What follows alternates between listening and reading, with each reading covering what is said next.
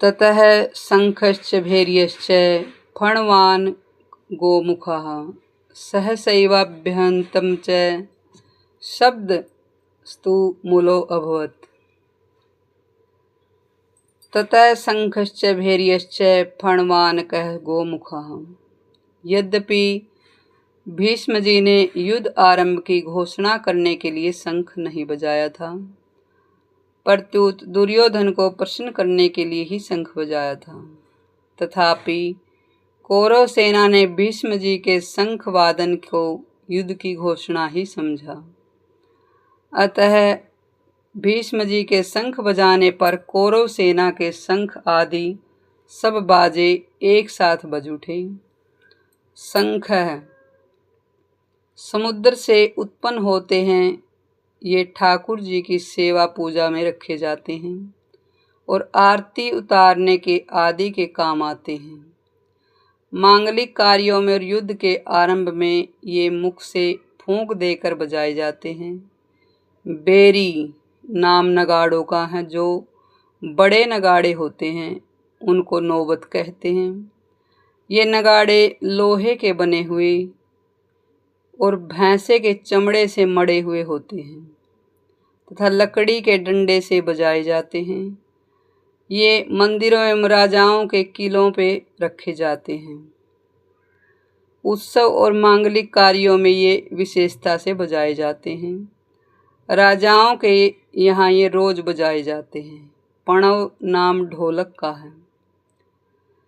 ये लोहे के अथवा लकड़ी के बने हुए हैं और बकरे के चमड़े से मड़े हुए हैं तथा हाथ से या लकड़ी के डंडे से बजाए जाते हैं।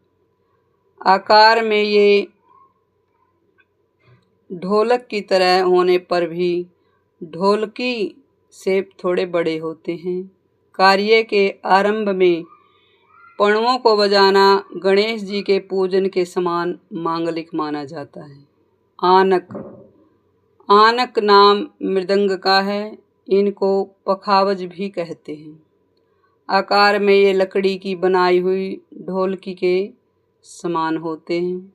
ये मिट्टी के बने हुए और चमड़े से मड़े हुए होते हैं।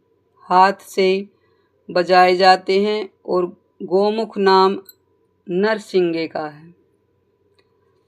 ये आकार में सांप की तरह टेढ़े होते हैं और इनका मुख गाय की तरह होता है।